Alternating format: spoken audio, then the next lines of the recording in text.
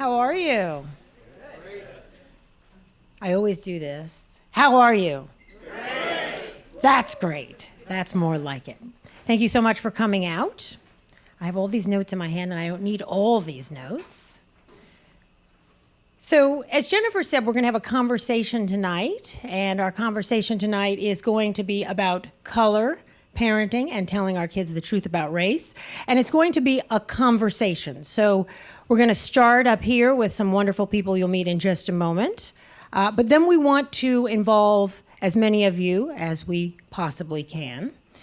And it has been a wonderful year of conversations like this one. Before we begin the conversation, I want to give those of you who need, hello. Who's that? Claire. Hi, Claire. Probably the youngest member of our audience tonight. I want to give those of you who may not know a sense of what the Other Box Project is. We started the Other Box Project a year ago in this room, as Jennifer said. It was the anniversary of the Loving decision. And as I think most of you know, the Lovings were Mildred and Richard. And they wanted to get married in the state of Virginia, and it was illegal in Virginia. I saw you here. They could not get married there or in the majority of southern states in 1967. So 51 years ago now, but on the anniversary, the 50th anniversary, we launched the Other Box Project in this space. They sued and took their case, as we like to say, all the way to the U.S. Supreme Court. The reason they couldn't get married, of course, Richard was white and Mildred was not. And they, of course, won when the U.S. Supreme Court declared all laws in the United States that were criminalizing interracial marriage unconstitutional. And so we now celebrate June 12th as Loving Day in this country. Some of us want to make that a national holiday and are working toward that, and we'll talk about that later. And that is sort of the source and the root and the heart and soul of the Other Box Project. And in the course of this year, we've had conversations about the intersection of feminism and identity, youth movements in the wake of Parkland and identity. We've talked about the use of arts to explore identity, and we'll talk a little bit more about that later in tonight's program. And tonight, we're going to talk about sort of the heart and the soul of it, how we raise our children in a multicultural family and increasingly multicultural world. So without any further ado, why don't we get to it and bring out our panelists. Ellie Mistal, come on out.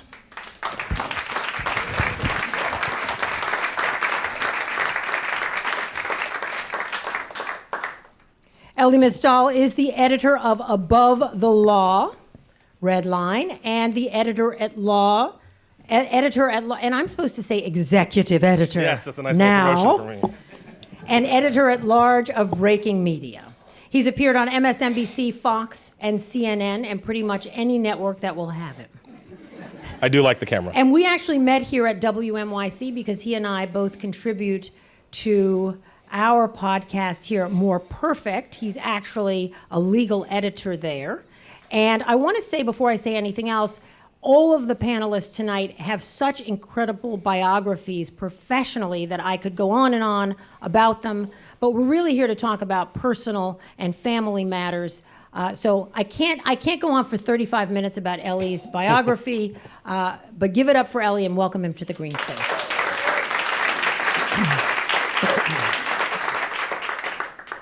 Next up is Veronica Jordan.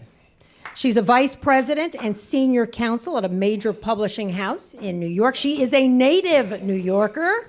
She met her wife, Taina Ben-Ami, here in New York when they were both students at NYU Law School. Together they have 2 sons, who we will meet shortly.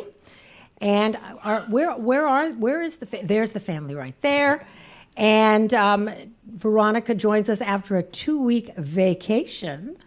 Right? Where were you, Veronica? Argentina. In Argentina. Welcome, Veronica. Thank you.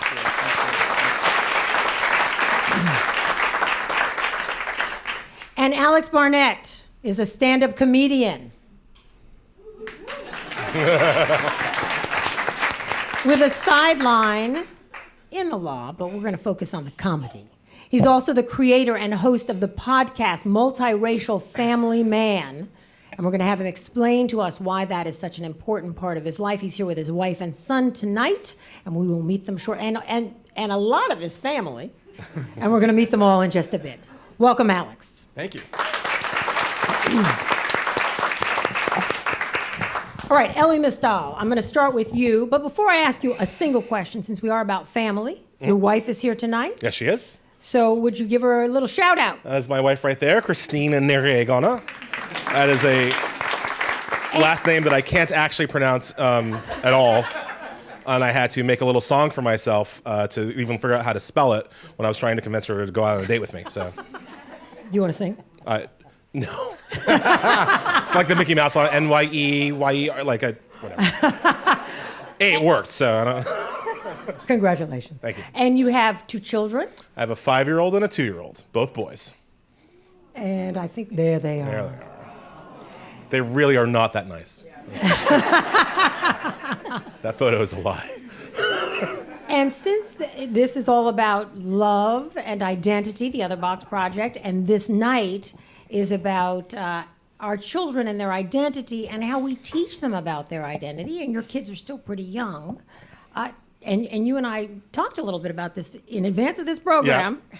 Yeah. Hint, give me that answer. Yeah. So What is their identity? Who are they? let me tell you about the race of my children. They are a quarter Haitian through my father and a quarter Zimbabwean through my father-in-law. That's the half you more or less see. The half that you don't see, I'll break it down old school without ancestry.com. I'll break it down by eighths. They're an eighth Chinese and an eighth freed slave, because my grandfather, my maternal grandfather, came over from China to Alabama to build the railroads. He married a black school teacher in Mississippi, and that school teacher, my grandmother, can trace her roots all the way back to a plantation that was liberated by William Tecumseh Sherman in Georgia. So that's 1/8 Chinese, 1/8 freed slave, 1/8 Scottish, and 1/8 Indian, because my wife's maternal grandfather actually has like a family tartan up in the Highlands, and he married an Indian woman. So one of the things that I like to say is that now that I've told you all about the race of my children, tell me, are they going to be good at basketball? Are they going to have rhythm? Can they dance? Is the Asian going to rise up in them and they're going to be good at a math test? No, of course you can't tell me that, because making predictions about an individual's genetic abilities based on their racial ancestry is stupid. And we do it all the damn time. What I can tell you is that my children are more likely to be shot by a cop than most of your children. And that is why, in the context of this conversation, their box is black. That fact, the fact of how society views them, means that that whole racial, interesting ancestry that I just talked about gets reduced to one word, black, and that's their hurdle. And as a parent, that's the hurdle that I have to prepare them for, despite all those eighths that I just talked about. And they're boys. And they're boys. That's their life. And you have a boy. I do. Well, just the one, not two. We decided to take the easy road. And he's here. Yeah, he's here. And he's brown. Well, it's open to interpretation. He's certainly tan. Oh, he's so cute. Look at him. Look at him. And, okay, can I speak to him? Sure, of course. Wait. Look what I have. Oh. Can I come to you? Ivan, come on. You're my friend. Okay, what's your name? Ivan. And how old are you? 6. But you're just about to be 7.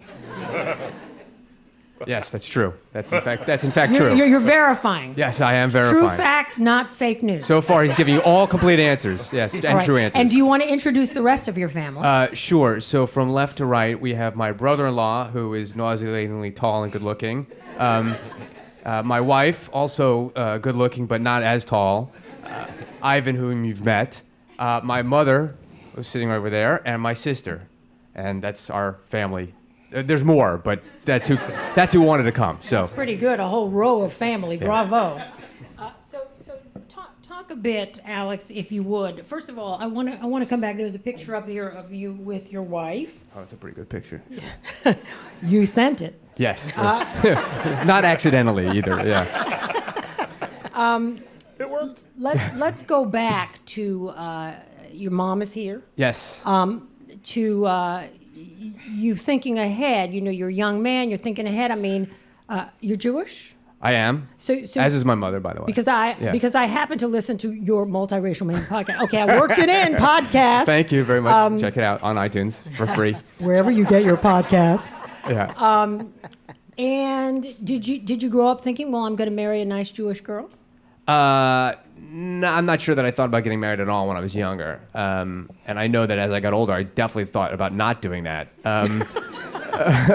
But no, I mean, I guess there was some working assumption that I would marry a nice Jewish girl. I don't know that I envisioned what she would look like. But I think coming from an Eastern European Jewish background, the presumption she probably would be white.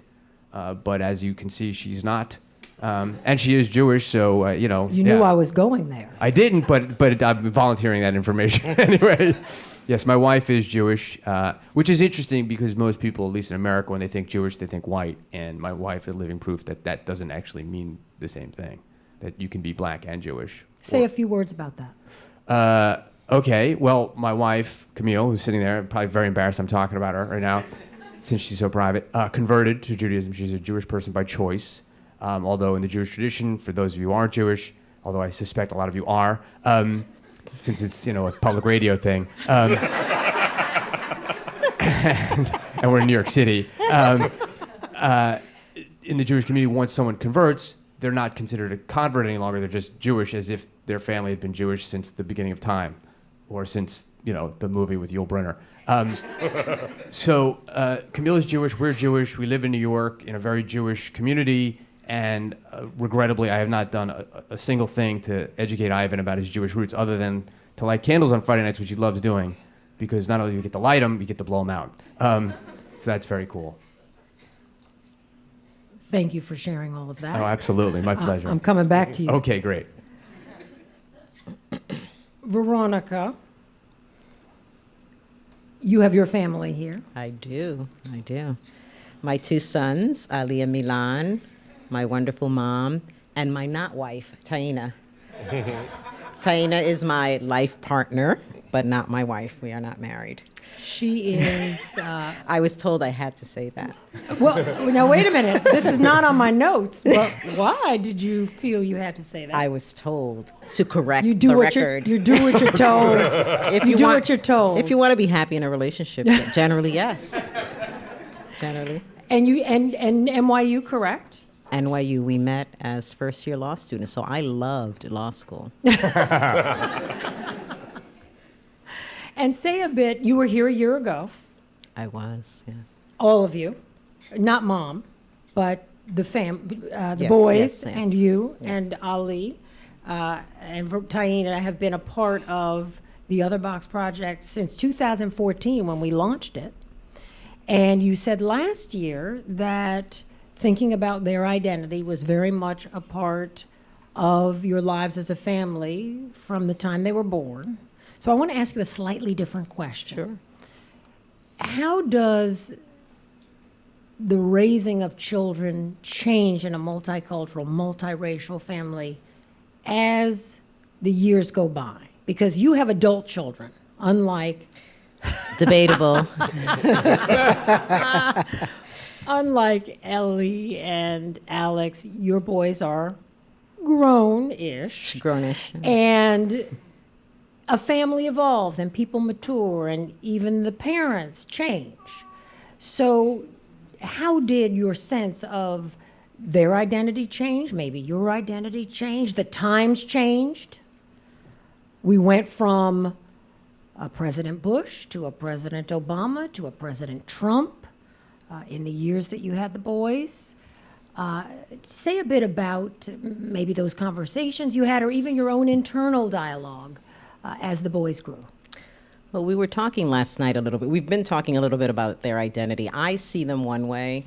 For me, I felt differently than Ellie. I wanted them to have a very strong Black identity, because in America, I knew how they would be perceived, and I knew that there were challenges that they would experience, and I wanted to make sure that I was inculcating that strong identity. I mean, they're Latino and they're African American, but Latino isn't a color, right? So I think of them as Afro-Latino, and I think of them as Black. They, interestingly enough, talk about themselves as Black and Latino. And the little one, like you, he goes into all these ethnicities. He's part Cuban, he's part Puerto Rican, he's part Venezuelan. I'm like, who's gonna go through that whole thing? But now I know people do go through that whole thing. So he's not unusual in that way. My goal for them was to make sure that they understood that they were Black, that they felt proud about being Black, that they understood that we come from a proud, resilient tradition, because all the messages they get, and it's just gotten worse, obviously, all the messages they get are about how you're less than. You're not as smart. You're not as talented. The only room for success for Black and brown men in this society seems to be rapper, entertainer, or athlete. They weren't going to be those. So I really tried to make sure that I was showing them examples of Black and brown men who were successful. So you have a 9-year-old, and I'm saying, look, Kenneth Chenault is the CEO of American Express. They don't care. But all I wanted to do, and Bill Parson is the CEO at the time of Time Warner. All I wanted to do was make sure that they understood that there were these that it was possible, right? I wanted them to know what was possible. I think I was successful in that way. But last night, and they've told me a few times, they say, you're stuck in the past. Like, your view of race, that's old. We think about things very, very differently, and we understand about, I mean, I'm not multiracial, but my mother's family's from Puerto Rico. My dad is Black American. So I kind of always grew up knowing that there were these cultural differences. Puerto Rican's not a color, but, there are these cultural differences. So I always understood that. But with them, I mean, we've had to have lots of really tough and painful conversations, which you luckily haven't had to have yet. But when you've got boys, and I said, when they were 8 or 9, I said, you're cute now. Everybody likes your little curls. But in 2 years, you're going to be a threat. And you have to understand how to conduct yourself when you're around police. And I'm not indicting all police. There are many good police, but there are a lot of bad apples. So you have to understand how you're going to conduct yourself when you're around those bad apples and when you're around other figures, because sometimes teachers are a problem when you're dealing with Black males as well. So there have been a lot of painful conversations, but I've always tried to make sure that they understood, listen, you come from a resilient people. You're going to be fine. You can make your path. Seize your opportunities. But it's challenging, because you want to tell your kids, whatever you can dream, you can achieve. And then you have to explain, but there are these institutional barriers you're going to come up against, so you better figure out how to get around. And so there are these contradictory messages. Ali? Since you're sitting right there and we're talking about you like you're not, let me ask you what you think about what you're hearing. You were here a year ago. You were actually up on the stage. And you and I have been actually talking about these issues in terms, I should, full disclosure, everyone in the audience, I've known Ali since he was, 5? 6? Exactly. You're still adorable. But he's been a part of this project since 2014. So I guess in 2014 you were 14 years old? 15 years old, somewhere in there. And so we've been talking very deeply about these issues since then. So a person's sense evolves. And then last year he was on this stage in our launch event on this panel. So what do you think about what you're hearing when we talk as parents about raising multicultural children or multiracial children, in this sense of you're Black in the world, or you have the freedom to say, I'm this, I'm that, I'm multiracial, I'm biracial, I'm multicultural, or race, we're past that. We're past that now. What is your thought as a young person in the world? And maybe you want to introduce yourself a bit to the audience. I'm Ali. Hello, everyone. Her son. And I think And how old are you now, Ali? I'm 20. So, that's where I am in my life. You can stand. I'm in college, and that's actually kind of important, because when my mother asked me why people need a sense of identity last night. I actually more or less wound up spouting some stuff that I learned in college. So it's somewhat relevant, but the one issue that I take with what my mother said is that I don't think that your notions of race are outdated or anything. I think they're entirely relevant. And usually the reason why I sort of break down my ethnicity, I'm Venezuelan and Puerto Rican and African American and Cuban, it's mostly just to kind of screw around with people because I know it really dumbfounds them that I'm not one thing and they don't know what to do with that. It really throws people off, and it sort of reminds people the world's a big and complicated place, and we should all sort of approach things with a humble, awareness of our own ignorance, I suppose. With my own sense, I generally don't think about it except, when I'm outside of the house, so all the time. And I have to, I often sort of approach the world with this, what is going to be an issue for me? What is a barrier that I might come across? As for the whole education thing, I think my mother did a fantastic job. I often joke that my second language is cop because it's something that I actually, my mother taught me, you have to be very polite, and that's hard for me because I'm very hot-headed and I like to argue all the time, and I really shut that down with police, so congratulations and good job. But with my own sense, outside of those, outside of sort of when I'm trying to be careful of how others will perceive me and how others will treat me as a result of that, I don't necessarily feel like I have a strict connection to any race or any past or anything, or even heritage. Besides my family who is alive and who I know, and the parts of history that they tell me, I sort of store that as information in the way that I kind of regurgitate when I'm giving answers as to my sense of identity, but it doesn't sort of, I don't look at, when I go out into the outside world and see things from a sort of safe perspective, I generally don't immediately think, how would a person of color think about this necessarily? And part of that is just because it's just ingrained. It's my life, How is a person of color going to think about it? Well, that's always going to be how I'm thinking about it, because it's ever present. As young boys, they used to tell me they were citizens of the world. I don't know where Okay, they got well, I mean, my brother and I are very well traveled. Thank you. We have been to tons of different countries. We both understand French. And we've had an education in addition to traveling that has definitely touched on lots of corners of the world. When you're out together, Milan is here as well, do people know your brothers? Generally, no, actually. Because we have because this program is titled Color as well as Race and Parenting. Because we do so much with color in this society. Even as parents, we favor one child over the other because of color and gender, right? We still do that. What about that? Well, what comes to mind is a place where I worked, actually. My brother and I both worked there, and everybody knew that I had a brother, and they thought it was everybody else except for him, precisely because of skin color. And, our hair is in many ways very similar, but the skin color definitely is the first thing that everybody jumps to as to why we indeed are not siblings. Wow. Thank you for being so forthright, Ali, again this year and all year long. I want to come to the audience now. We have a lot of other people here who are going to contribute, but at this moment, I think it would be a good time if anyone, we don't have to, but if anyone has any thoughts, questions, how are you? I'm good. It's always good to see you. You're such a good friend to this project. Professor, you need a mic. You don't really need a mic because you're a professor.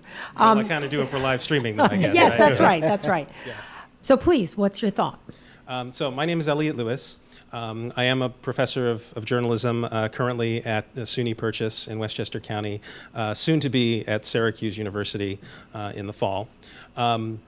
So I am of mixed race, and my parents tried to teach me many of the same things that I've heard the two of you articulate about, when you go out into the world, people are going to perceive you as black, so you might as well just adopt a black identity and go on about your business. That turned out to be a mistake in my life. because when I left the home, people did not always see me as black. Some people saw me as black. Some people saw me as white. Some people saw me as Hispanic. Some people saw me as black with an asterisk. Even members of my extended family, uncles, cousins, did not necessarily see me as black. And so what I found was that it was important for me to assert a biracial identity because that was my reality as a biracial person. I teach college now, and I have students who think I'm white. Now, when I was younger, right, I used to have hair like the two of them. Those days are gone. But that also influenced how I was perceived. So in terms of having that strong sense of identity that allowed me to go out and face the world, the language that I needed was to be able to be empowered to say, I am biracial, right? And that is why you are confused about how to categorize me. Now, there is a certain amount of preparation, right, that I understand parents are trying to do in terms of preparing their children for real-world discrimination that is a reality. And saying you're biracial doesn't excuse you, doesn't mean that you get a pass on that kind of thing. So to speak. Yes, so to speak. Ooh, I should have thought about that phrasing before I said it, right? But it means that my reality is more complex than what my very loving parents and other people may think it is. And I may need to be empowered with language that truly reflects all of my experiences and not just those experiences where I'm being profiled by a cop or profiled by security in a store. I was going to say, Ellie, what are your thoughts? Yeah, so I agree with much what you said, but I think the other issue here, though, is how reductive society can be. So I got two things here. One is, while I am darker skinned than you and dark enough skin to kind of con as black to most other people, certainly in my own life, I put like this: I'm as black as I look right up until the Drake comes on. And then all of a sudden, I get a lot less black, according to the other black people in the room, right? Because I kind of more throw down with like Pearl Jam. So it's a problem, right? And it become like they try to go in and like take the blackness away from me, because then and I have to kind of fight to get it back. So like the society, like you're always kind of, whatever your identity is, it always is dissolved in the milieu of the society that you're in. Right. And so the other issue here, I'll use one of my wife's stories. So my wife has lived in all these different places, in Zimbabwe and England and whatever. And as she likes to say, wherever she is, she's the lowest, right? Like no matter if she's in England, she's Pakistani. If she's in Zimbabwe, she's biracial, so she's colored, which isn't as good as black. And then if she's here, she's right. So like no matter where she is, it's always like the lowest on the poll. But when we met in college, we met in college in Boston, which if you've never been, it's a pretty segregated essay. So I remember one of our first dates, we're walking to the movie theater, and we're in Boston, so other black people walk down the street and they're like, "What's up?" And I'm like, "What's up?" And this happens like 2 or 3 times because you're only gonna bump into 2 or 3 black people and alewife. And like the third one, she's like, "Do you know all these people?" Like, no, because you're literally acknowledging them. It's just like, well, I'm black and they're black, and so it's like, what's up? And it was such a concept for her, growing up in a country that is, you could not do that. That's everybody. But also kind of trying to understand how, as long as she was in Boston, she was going to look black to everybody, most black and white people passing her by. And so then how does that kind of affect her identity and her representation? So I totally agree with you that you need to be armed with kind of I think you said it exactly right. You need to be armed with the language for handling it all, right? In the same way that I need to be armed with my code switching, black switching, whatever language to like take my blackness back from the people who think that I have to like Drake in order to be black enough. My wife has to be armed with the language to talk to black people and talk to cops and talk. You need all of it all the time. I think your point was more just, are you building up that kind of that strength so that you're never embarrassed to be whoever you are?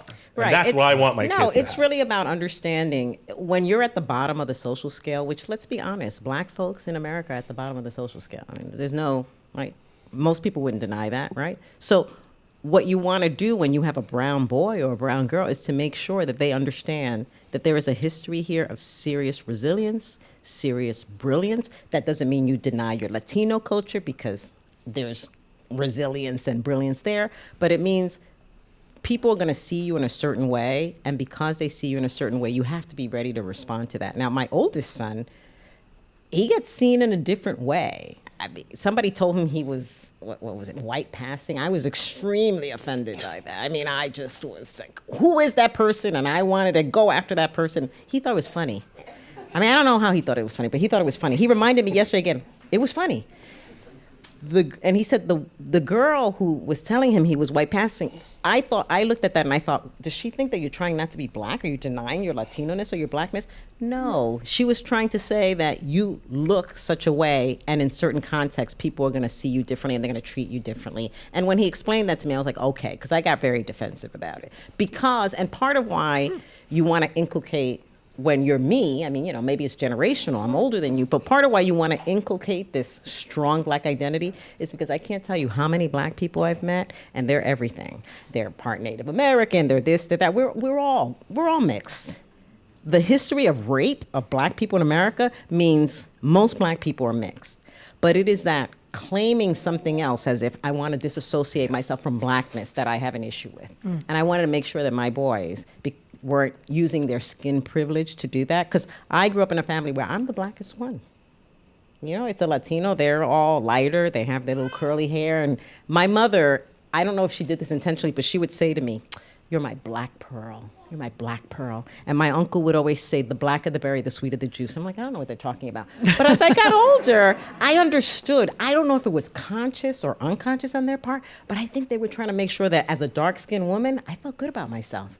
And you know what? They were successful in doing that. That was important because of the context where I grew up in a Caribbean house where colorism is a huge force. And people are always trying to be something a little different than black. Every black family has that one, like, cousin or uncle. Actually, we're part Cherokee. Like, everybody's got that. But to that point, I wanted to follow up on something Elliot said about some people think you're white, or you had that experience. And I was wondering what your feeling is about that. In other words, I've rarely encountered in my travels and interviews I've done of multiracial people who are part black, part white, where they wear their white side with pride.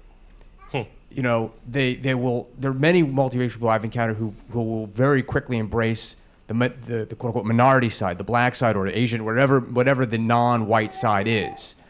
But I've yet to meet a multiracial person or biracial person who said, "Oh yeah, I'm white." Even if they, unless they're passing entirely. No. Even if they are passing, they still will go out to affirmatively embrace the non-white side. I've never yet met a biracial person who said, "I'm white and that's what I am, and I know I'm part something else, but I'm white. I feel white. I look white, and that's how I travel through the world, and I'm totally cool with that." So I'm wondering how you feel. Do you feel good, bad, guilty, ashamed, happy, sad? I've never met anybody who's done that either, and I've never met a biracial person who says, "I'm white." Period. End of story. You know, when I say that I'm biracial, what I'm talking about is that I am black and white. Right, but I'm sure you've met biracial people who say, "I'm black," and don't mention the white part. Correct. Yeah. Yeah. And they might indeed be as light as you are, or lighter, right? Yeah, I think we have to make a distinction between certain social realities in any given situation and your own sense of identity. So, or can we? I am what I think you think I am. I am what I think you think I am. Is our sense of ourself really any different from what the world sees? Yes. Or can we have our own sense of ourself independent of what the world sees? I'm going to move on, but I'm going to leave you with that thought. And you know, Elliot, you and I will we were always talking, right? We're always emailing. I want to go to another young person who's in the audience. Sophie Hoyt grew up here in New York in a multiracial household. She's here with her mother and father, Deborah and Rick. I'm looking up because I'm expecting that cute picture.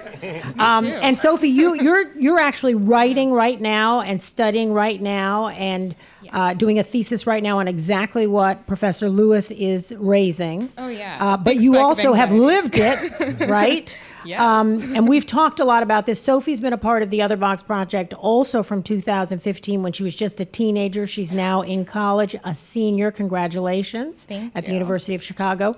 So talk to us a little bit about what you're hearing, what you're thinking. I had a question prepared, but I don't even need to give it to you because I can just say go. Oh, yeah. So many feelings. A lot of, me too. Immediately the question of white passing just like brings up like a surge of emotion, so much anxiety for me personally.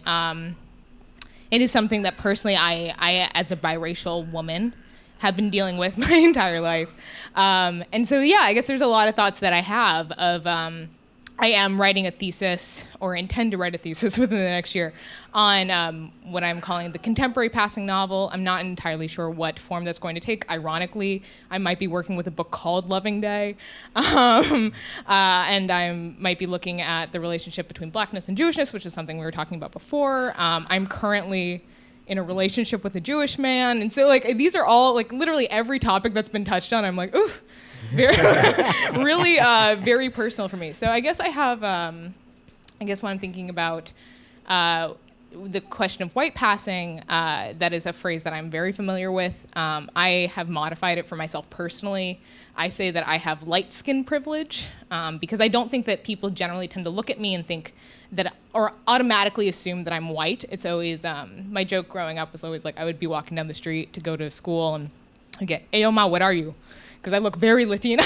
So, well, what are you, Dominican, Cuban, Puerto Rican? So I always was raised, not raised by my lovely parents with a Latina identity, but I was kind of indoctrinated into, with this perception of myself where I look ethnically ambiguous. And I'm actually an actor in addition to an academic. So it's something that I confront daily. So when I get breakdowns, people constantly wanting me to be able to speak Spanish, which I cannot, or wanting me to come in to play the multi-ethnic person. I get called in for a lot of college ads because I am the perfect pamphlet.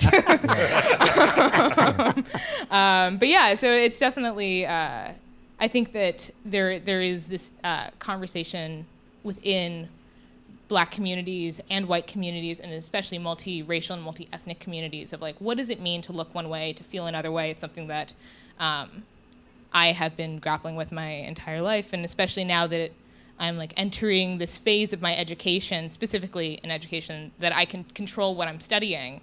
I was talking to my parents about it because I just finished writing my finals for my major today, and every paper that I've written has something to do with the African American experience in literature. And like, what does it mean to have a Black voice? And what does it mean to document an experience? And like, what does it mean to control a narrative? So I find that I'm often drawn to discussions of self-creation and what that means to be a Black person navigating these traditionally white spaces. So just a lot of feelings about everything. But yeah, it's definitely very complicated, especially when the world, like this idea of the world approaching you as one way and seeing yourself as another way, and how, I think I didn't realize that my mother was Black until I was in the 3rd grade because we started talking about slavery in school. And I came home and I was like, oh my God, Mom, you would not believe this crazy thing that happened in America. Let me tell you. Do I have a story for you? And I think she had to sit me down and explain that maybe she had a story for me too. But yeah, I think that I don't think that children automatically see race, and that it is something that absolutely you learn. How you look at yourself in the mirror, you catch a glimpse of yourself, and like, does it always reflect how you see yourself in your head? And so, or like when I'm walking down the street, like I said, the way that people engage with me is very different. and how like black people that I meet engage with me versus how white people engage with me. The fact that people feel very confident being racist with me is something that I'm constantly navigating. I work in admissions at the University of Chicago, and I give tours, and it's a traditionally black neighborhood. And I have had many prospective families ask me about, not even like how is the safety here is always a question that I get, and it's a very coded way of saying there are a lot of black people around here. How do you feel about it as a white woman, or as a light-skinned person? And I've even had families come up to me and just say there are a lot of black people around here. And I was like, You'd be surprised. I know. If you come to my family reunion, there's a lot of black people there too. So it's definitely as a biracial person, that is definitely the most shocking thing to realize, that people feel confident and comfortable with me and think that they can share in prejudice with me, and not realizing that I'm the intersection of that prejudice. So part of what you're you, saying Sophie. is why so many biracial people or multiracial people claim their blackness. And put it out there. Because this is what's going on in America. This is true today. And put it out there first thing. And put it out there. Thank you, Sophie. And that I want to go directly to that point. What's going on today? And Ellie, let me ask you, and then come around to everyone. So my kids were born. President Bush was in the White House, George W. Bush, but soon thereafter, they're teenagers. President Obama was elected. So early in their consciousness, President Obama, a black president is president, and they think, oh, black president. How Must be interesting. like this often. And then, of course, we now have President Trump. Your kids are born. Orange. President Obama's in the White House. And in their early consciousness, President Trump comes into the White House, but even more significantly, the entire culture starts to shift in terms of race politics, in terms of the white supremacy and all of that. So say a bit about how that affects, now we're talking about parenting, identity, race, colorism, but I do want to say a bit about how that is affecting your parenting about race and around race and their sense of self-esteem and self-awareness Well, as they come of age. Yeah, well, like you were saying, first of all, I think I have to start here. As much as I think about these issues kind of deeply and with intentionality, I think we all do, let's not forget, 95% of it is just trying to keep them alive till bedtime. 95% of it, I'm doing the exact same thing as you're doing or as a white parent. Like, I just want them alive, and that's hard enough most days. And you alive. Right? Like, there's a lot going on, right? So you're not talking about something that we're, it's difficult, but it's still within that context of they're just kids and you're just trying to make it happen for them, right? I think one of the biggest, to me, there have been two kind of bigger changes after this past election and in the kind of environment that we're in that I think about by having very, very small children. One, I've got to give them a way to understand why pretty much everybody else in their life is so angry all the time. I mean, that's really a huge difference. I mean, I watched my mother lives with us. My mother lives with us in a mother-in-law suite. And, there are times where she watches the news and she starts crying because it's so terrible. And you have to be able to kind of explain that kind of in a way a 5-year-old is going to tell. Why is grandma crying? Daddy, why are you angry sometimes? One of the horrible things was that my mother asked my 2-year-old to pretend that he was daddy working. And I right. So the 2-year-old went, and then what got me was that, and then it went, oh, man, that's what he's seeing. So one of the things we've done for that is just to well, we used to have one president, and now we have a president who doesn't tell the truth. You know that mommy and daddy really want people to tell the truth all the time. Yes, daddy, all the time. And this president does not tell the truth. And so that was at least for the 5-year-old, a way that he could understand why everybody around him was so angry. So that's one big thing. The other, I think, change is that, we live in Westchester. We don't do a lot of play dates anymore. Right? We're much, we're much more circumspect, I think, now than we would have been under Obama about like whether or not we're letting our kids go to your house, because I don't know what you're telling them. I don't know what you're so you try. And so when you go to like the birthday parties where all the parents are there, or the parent that you're really trying to suss out, at least I am, these white parents. I am asking white parents questions designed to trap them into saying something stupid, so I know whether or not I should go. They can go to their house, and I'm straight up like, oh, Kaepernick is kneeling. Would you see the game with all them kneeling players? Trying to see what they're gonna say, because I'm very like you. Because the kids are going to pick it up from everywhere, and I want to, for as long as I can. I think this is like every parent's lament. For as long as I can, as hard as I can, I want to keep them away from that, and only introduce them to that on my terms. First person to ever call me the N-word was a cop, right? And my mother, when we talk about that, she has regret there, because it kind of should have been in the house. I shouldn't have had to deal with it first on the street. Kind of like what you were saying, where like you speak cop very well. I also speak cop. I always have spoken cop very well. But you shouldn't have had to have that word the first time, because then who knows what you're going to say. And so I want to make sure that the first time they hear that word, it's from me, not from one of their friends' parents or something. And so I think about that a lot in a completely different way than I think I would have thought about that if it was Obama and then Hillary and then Joe Biden. Like, much more vigilant. Alex, your son is almost 7. Yes, he is. And he's 7. right here. He is. Maybe someone do earmuffs or something. Listening attentively. Yes, very attentively, like a sponge. Not even playing with a phone. No. So thoughts about, I was going to ask you about your podcast, which I will in a minute. Okay. But thoughts about, are you interrogating potential play date? No. Well, look, I mean, obviously there's a differential. I don't travel through the world as a person of color, although we did find out my mom is 1.8% Nigerian, so indeed I am 0.9% person of color. Thank you, Dr. And otherwise Gates. colorless.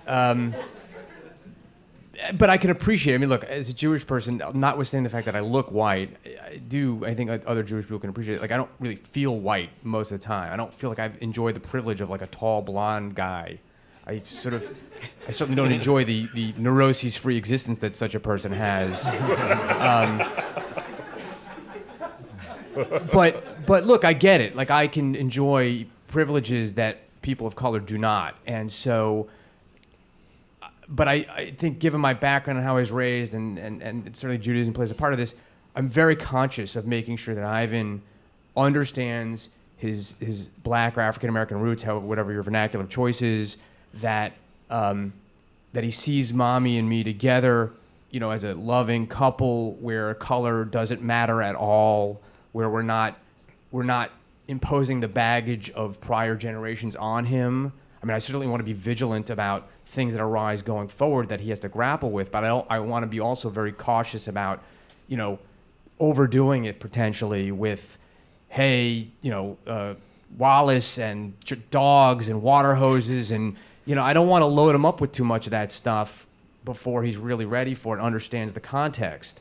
We don't have to deal so much with the playdates, although maybe I should be, I suppose, because even though we live in New York City, our neighborhood is actually very, very white.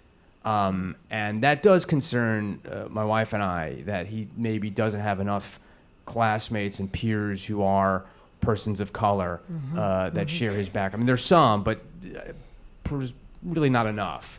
But we don't shield him from anything. I mean, we're dedicated MSNBC watchers. We're plugged in from Chris Matthews to the end of the night. He knows. WNYC listeners. That's true too, WNYC listeners. But we're a very visual learning family. So we've got the radio on the back. But he knows. It's like he knows that Obama was president. We used to read to him this book that my uncle got him from Hawaii. And now he knows Trump's president, and that's not good. And Trump's stupid because he can't use a computer. And And he says that. I mean, you can ask him after the show. And he knows that Mommy and I get in a rage, watching the news for 5 hours at a time with more about Mueller and all that's going on. And I, look, I guess I should shield him from that, but I don't want to, because I want him to be a good, proud liberal who gets annoyed about stuff like that. And but we don't shield him. But I can't, I don't have the experience of being stopped by the cops or being thrown into the ground or something like that. I mean, most of my life, I kind of like the cops. They were looking out for me. So the conversation with the cops about Ivan and I are going to have is a much different one. It's going to be like, hey, just, be careful and don't do anything. Don't make sudden movements because that would be bad. But on the other hand, I think that your dad will come down with his white privilege and talk you right out of that, whatever's going on. And like the N-word, I mean, I don't even know how to start that conversation with him since I can't even say it out loud or even think it. Like if he says it to me, I'll be like, well, you can't say that. And he'll say what? And I can't say that. And then it's going to be this really circular, chaotic, confusing conversation because I can't say the very word I'm teaching him the meaning of. And it is complex for sure. Yeah. And I think the key, though, for me is just letting it happen organically and being very cautious about overloading him with information that might be, I think Ali touched on this, like they're coming up in a different age and a different understanding of things, and kids today, I think, have a different understanding. I want to let Ivan sort of, meld into that on his own time. So. Questions? Rick. Hi, Ellie. I found it interesting what you're saying about protecting your kids living up in Westchester, and I would be a little sad if I were their age because I would be the kid you wouldn't let your kids play with because my parents were those people. And I don't think that we've really spent much time shielding Sophie from play dates. I mean, living in Manhattan is great. Living on the West Side is great. And it is true that there are a lot of people who don't think that the way that we do. And I think it's sort of a disservice to the kids, in my opinion, that we don't trust our values and what we've been teaching her to go out in that world because there's no way you can keep them from experiencing it. And maybe it'll change a life. Maybe that play date will change a life. And I mean, I played with kids who father was a retired military Air Force fighter with, a collection of 200 guns. My father had guns. The first time I heard the N-word was in my house, and it wasn't to me. And it was, it's just a different way. But to have relationships with other people that were brought into my house or where I went to their people, and the mother was sitting me down and going, now, you, Ricky, this Richard Nixon, and, I got to talk to you about George McGovern because I don't think your parents are talking about him. And, so, I'm going, yes, Mrs. Rangel, I understand. I had no idea. I'm like, how we're old. But anyway, it's just an interesting concept. Being a white, privileged, individual, having to deal with a young woman and daughter who is light-skinned, who is not a boy. I mean, there are. I know that there are differences. However, I do have a little more, I guess, belief or faith that it's okay, that it's important. It's not only okay, but it's important for the children to understand you're not going to escape it. It's everywhere. Yeah, but it's not like, first of all, it's not like we don't have white friends. We do. We both went to Harvard, so we're going to have a lot of them. And they show up, and they bring their children. Great. The issue is with that unknown family, and I guess the way that But my family would be that. Right, and I guess what I'm sharpening a little bit is that, I don't want my kids to be your kids' learning experience, right? Like, I don't want my kids to have in my life, I've faced and have still a lot of pressure of being the black friend, of being the only black person in a room that then has to kind of speak for their race. And that's a lot, that's an amazing amount of pressure that because I went to private schools all the time, I had almost from the jump. I can't actually, I don't have a memory of a time where when I started to open my mouth, I wasn't one of the only people who looked like me in that room.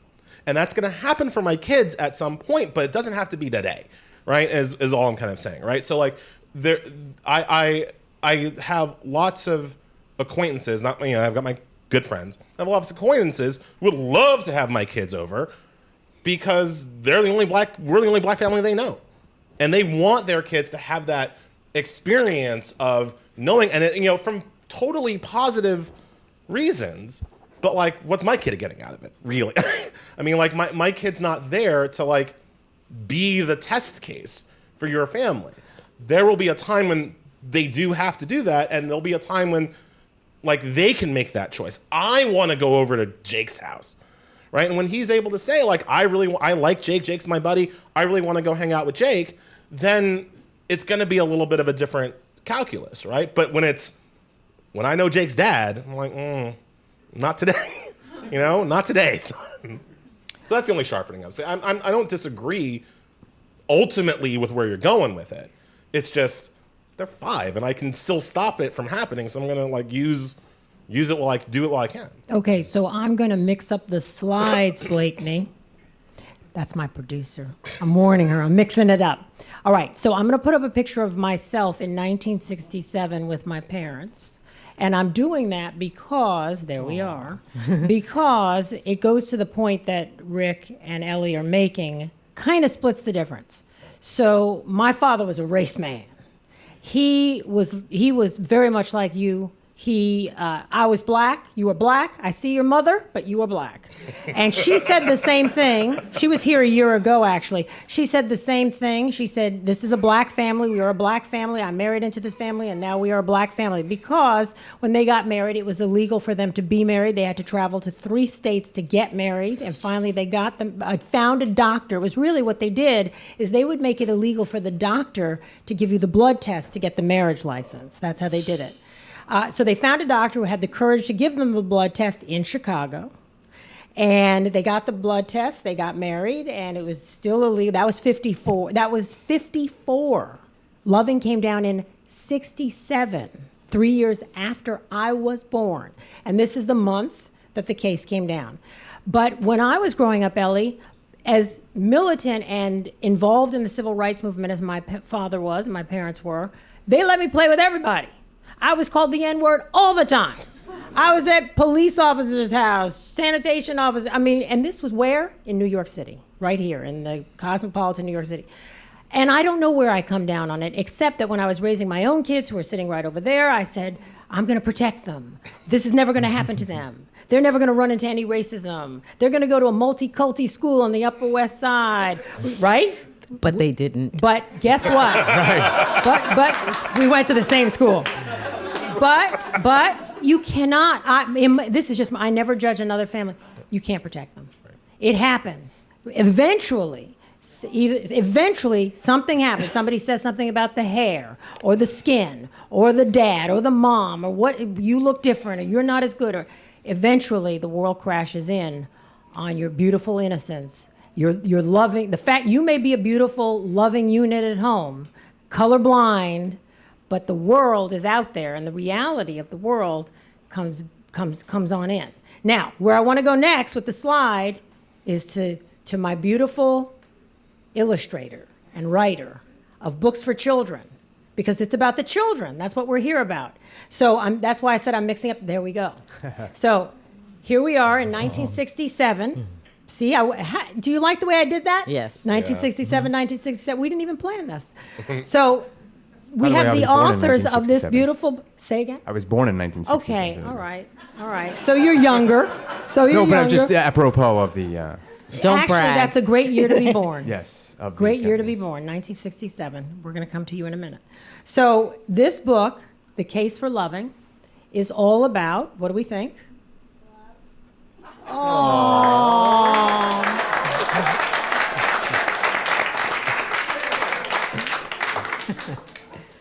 And the authors are here. Selena Alco, and is Ginger still with us?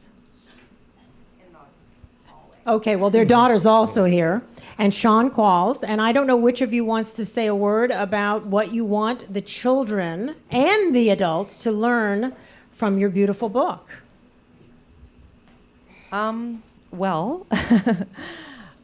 So we wrote this, and and co-illustrated it about 5 years. Well, it came out 2-3 years ago, and but we had been working on it for a long time. We've been married for 15 years. We have a 13-year-old and a 10-year-old, and I'm Canadian born originally, so I came to the United States, to New York, to go to art school, and since I've met Sean it's been a real education, actually, American history, and not realizing the history behind our marriage when we decided to make it official, and we do books. Anyways, we make books, and so this seemed like a perfect topic to explore. What do we want for this book? We want more families who are interracial raising kids to realize the history behind. Oh, here's our daughter. Hi, Ginger. Hi.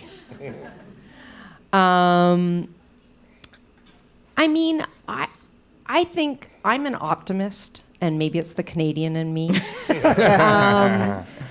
I feel like despite the history, this was a really, a positive change in the laws. Laws are flexible. This happened. Times have changed. Within my children's lifetime, Barack Obama was president for 8 years. I am ultimately optimistic. This is a story of hope. They took them 9 years. They fought the system, and they won, and they helped set the precedent for the legalization. Sean, do you want to add to this at all? Because I think he has a slightly different, outlook. Hi, my name's Sean, and I'm married to Selena. So about the book, I'm having a lot of feelings regarding everything that's been said. So I don't know how articulate I'm going to be, but I'm sorry. Your name in the red shirt? Veronica. Veronica. I really hope what people take away from the book is something that you said, is resilience. That resilience, that persistence to. I've just resonated with so much of everything that's been said. And I think we're constantly being told who we are and what we're capable of, and that we're at the mercy of these forces outside of ourselves. And I really hope that the book is a lesson. It raises awareness that that's happening all the time, one, and that two, that we can excel beyond that. And the Lovings are a perfect example of that. With that said, I don't know. There's still a lot to be changed. There's still a lot of progress to be made. So we'll keep on making more books about more this beautiful stuff. art. It's Thank art. you. Yeah. Thank you both for being here.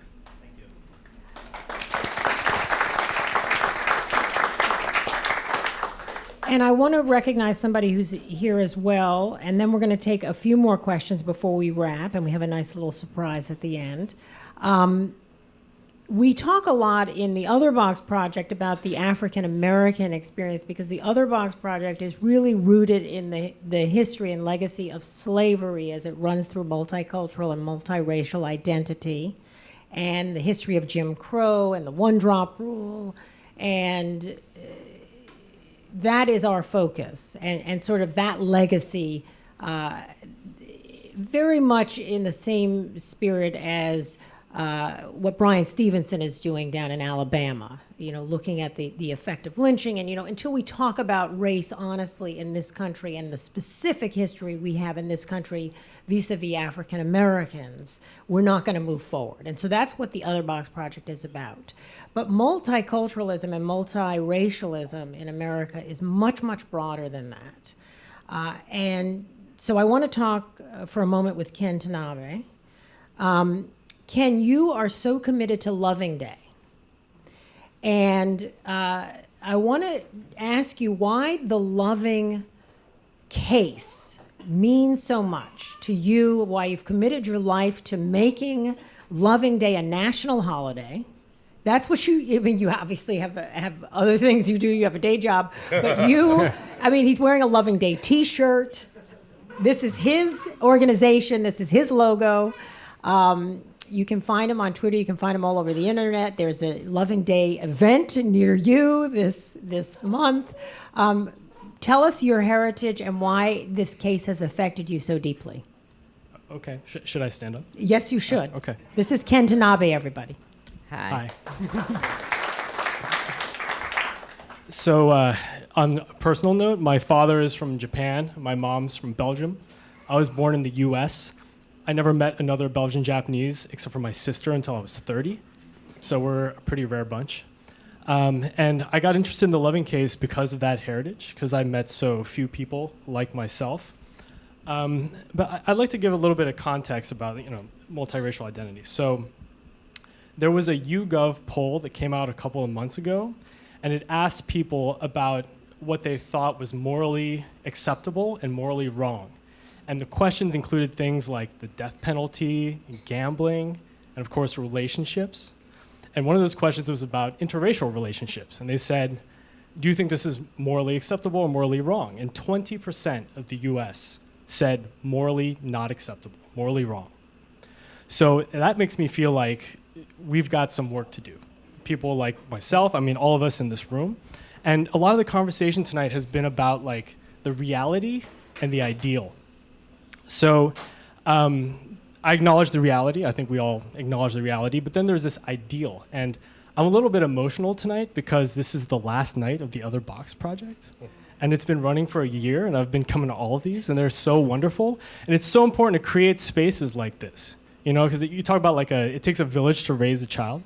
I think it actually takes a village to raise adults too, because most of us don't have the kind of framework, or had the privilege of getting this kind of framework from people like the panelists and from Jami Floyd. So I'm gonna miss this space. I think it's really important to keep the conversation going, and it's why I value Loving Day so much.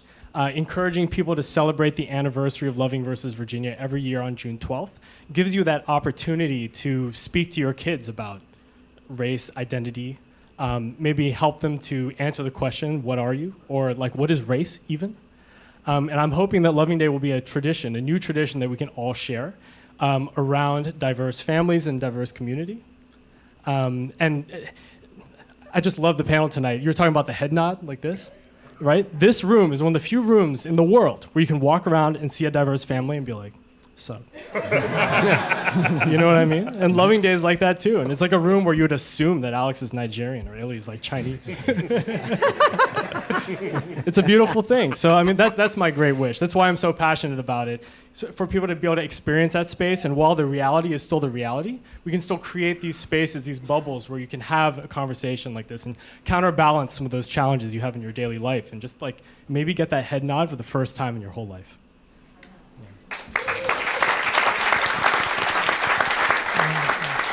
I want to talk about the 20% because I think that one of the misnomers about the resistance to multiracialism, multiculturalism, interracial dating, one of the misnomers that resistance is all coming from the white community, and it's not. Right. My maternal family, so my half Chinese, half black family. I lived in Indiana for 13 months. I wasn't 13 months, 9 days, about 5 hours. Wasn't counting. They were the ones who were the most on me about, interracial dating when I was younger, and, I would date a white girl. It wasn't funny. They weren't saying it ironical. They were very concerned that because of my education and my privilege and whatever, that I was certainly going to end up marrying a white woman, and that was a bad thing, and that was a failure of me, to the point where when I brought Christine home, I was like, no, she's from Africa. I spiked the football on them with that, just to shut them the hell up. And so, I think that when we think about the work that still needs to be done, It's with the African American community as much as anybody else, where the resistance to the kinds of relationships that we're talking about. Can I defend my community? Can I defend my I, community? before you defend, I have to say good on you, because notice I asked Alex that question, but I didn't ask either of you that question. I asked Alex, oh, so you were going to marry a nice Jewish girl, but I didn't ask either of you anything about who you were going to marry. Well, I was supposed to marry a black boy, not a woman. I should have started with you. I should have started with you, Veronica. All right, go ahead and say what you're going to say. Then I want to get a couple more comments before we Some wrap of it the up. resistance, and I mean, I'll admit this. You never know how honest to be in these, because people I'm are telling you, tweeting. When I was talking to my sons are both Japanophiles. I mean, one of them writes. My son Milan has a huge following writing about Japanese pop culture. He's crying. And he's crying. In their room. Don't worry, it's live streaming and will live forever on the internet. The anime jokes are coming fast and furious on your Twitter feed right now. In their room, there are only posters of Japanese girls in short skirts. Okay. Did I say be that honest? That is a technical foul, Mom. You can't. Too much. Let me finish. No. Let me finish. Okay. Oh my gosh. Can I finish? Okay, so my conversation. Yeah, I wasn't expecting Wait a minute, you weren't expecting that? He probably should have spoke to his grandmother about that in private, but that's a conversation I'll have with him later. I think maybe we'll continue this project for another year. It's just getting good. Wow. There's nothing happening right now that I expected. The other box, but no, I think we're a little off topic. Me neither. Anyway, part of why, when I was talking to my kids about dating black, I didn't care. I mean, I dated white. It was about the idealized version of what's attractive in America. And the idealized version of what's attractive is the white woman, right? We are at the bottom of the dating scale. So I'm saying, if you like somebody outside of your race, that's okay. But make sure it is that you like the person and you haven't objectified this person as the ideal. That's what bothers me as a black woman. And you're 100% right about that. And that's, it's the... And also, men with money and education, a lot of black men, who do they go marry? And why is that? Okay. All right. Okay. Wow. Reeling in it. But the Other Box project might be over, but we could do some sort of panel on this with all y'all. Okay, comments, questions? Keeping it real with Jami Floyd. What do you think? Yeah, it's getting to be like a Springer show here. Yeah. Soon somebody's baby daddy coming. Okay. Yes. Oh, hello. Way over in the corner. Hi. Hello. So I'm married to a Chinese American man, and I'm black. I'm from Mississippi black, so I'm black. And my daughter is a perfect blend of both of us. And how old? She's 5. And so we recently had an incident in her school where someone told her, and I happened to be present when it happened, that because her skin was dark, she couldn't be Wonder Woman. And, we had a conversation with the school. There was actually the parent of the child was in the room and wasn't corrected or talked to. There was a teacher in the room. So it was a lot. And so since then, I had a conversation with the school and had a conversation with the parents. But it was my sense, I validate my daughter's heritage, both heritages, all the time. She goes to a school where she's learning Chinese, and she's deeply rooted in African American culture too. So we celebrate both. But if other people aren't learning those things, then I'm left to give her the tools to constantly kind of identify who she is to other people and what she, so that she has a strong identity. But at 5, it seems like a lot of responsibility to educate other children about your identity. So how do we broaden the conversation so that parents who are not multiracial or of an other race are buying the Loving Book and are buying books that celebrate other cultures. Like I bought her a book about Ramadan because I wanted her to kind of know the broader history of that, and to understand difference, and that different isn't bad, but that it's just different and that we should celebrate difference. So we're not just talking to ourselves. Right. So this is a nice segue to Multiracial Family Man, because you started that podcast not just to talk amongst ourselves, but in the hopes that other people will be drawn in to listen Yeah. to conversations about our reality, right? Yes, absolutely. 2015 you started it? I believe that's right. It's 170 episodes, give or Wow. take now, weekly, so without interruption, so whatever the math is, but I think that's right. And do you think people are listening beyond beyond this community, beyond just the people in this room who care about these issues? I certainly hope so, because obviously the concern we have is that this is an echo chamber, that we're all just talking to ourselves, all of us who are already committed to this issue and thinking about it, worried about it, and that the people who really need to be involved in the conversation are not participating and not listening.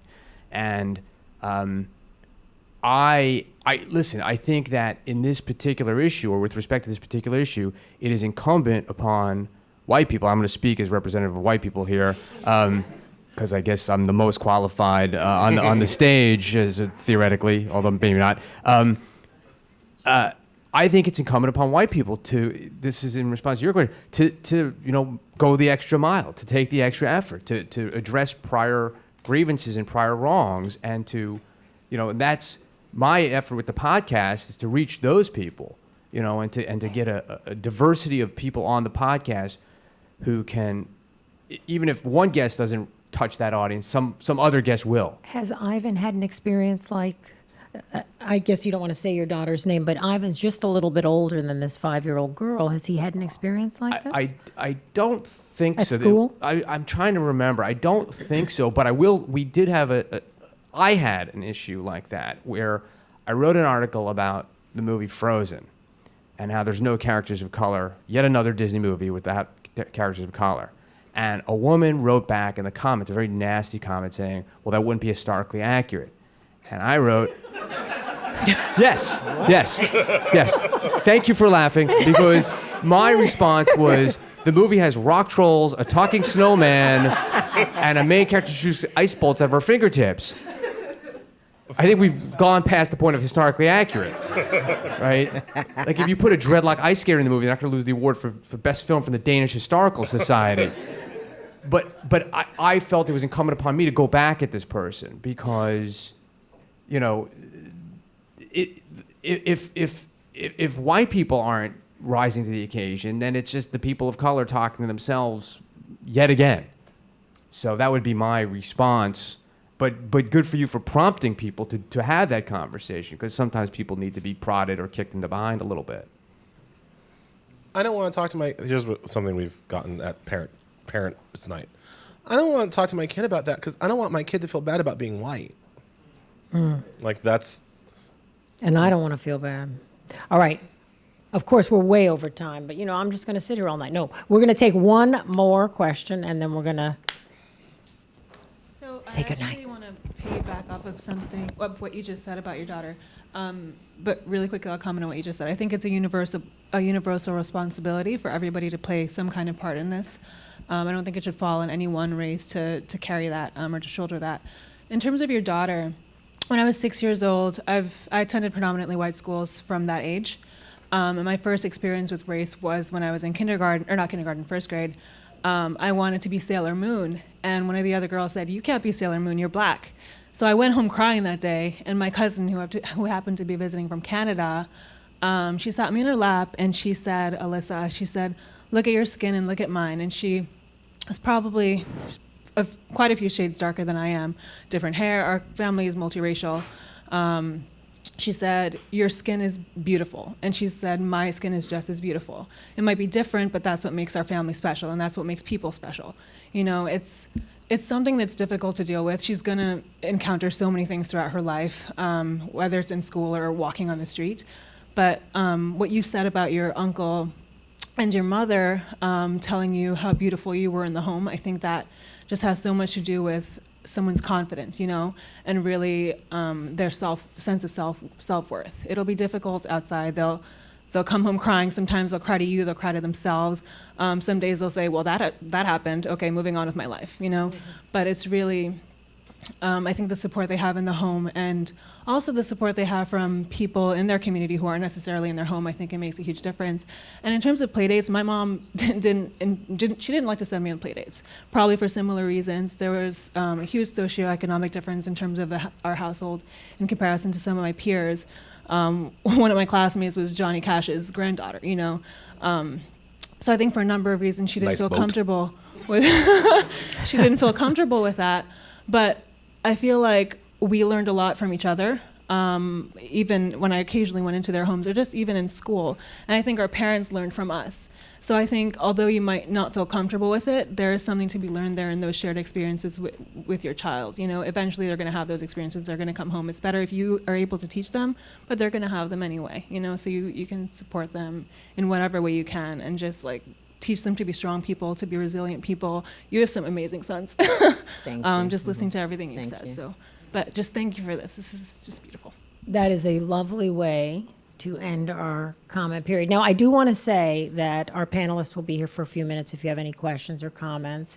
I have some thoughts, because I had the same, very, very similar experience. And my daughter's even here, so we can talk with her. No pressure. Because she remembers everything that happened when she was 5. Okay, so since this is the last Other Box project, we have a giveaway. But, of course, Jasmine, are you here still? Do I remember hearts or stars? I don't. So, hearts or stars?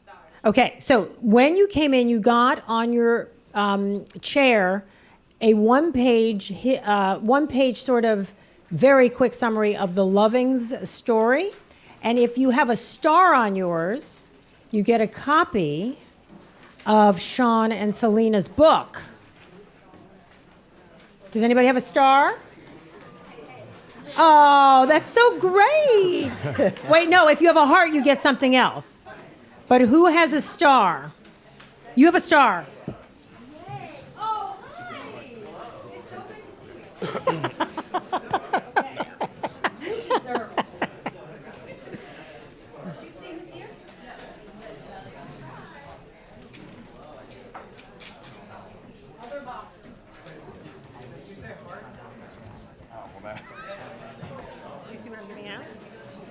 And if you, Chris, I'll talk to her. She's wonderful. if you have a heart, More than me. It's my partner. Okay, who has a heart? Okay, oh. Okay, now these are random sizes, but I'm sure you know somebody who needs a loving day t-shirt. It's a loving day heart. Loving day shirts. Kenzanabe. Let's see. Are you a heart?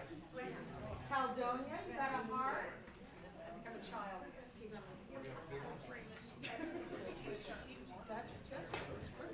Who else has a heart? Ginger got a Ginger. You already have a loving day.